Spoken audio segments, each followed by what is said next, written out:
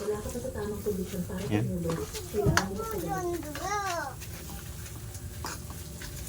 Ano nangyari sa relo ko? Biko. Ligtas ang buhay mo.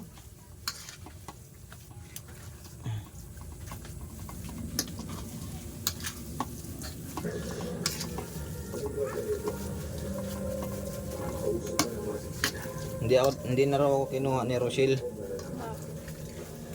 Si Ninang naman na daw siya sa kay Janila. Oo nga. Di pala pwede yun. Hindi, kasi magdoble eh. Anak mo kasi yung bininyagan eh. Hmm. Doble kasi yon. Ay, ganun.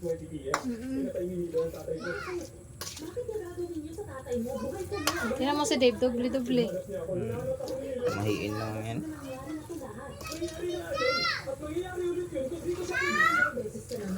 Okay na, lagkit na.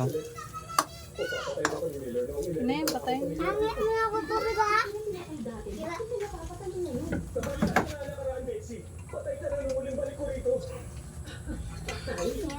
Patayin ko na ba?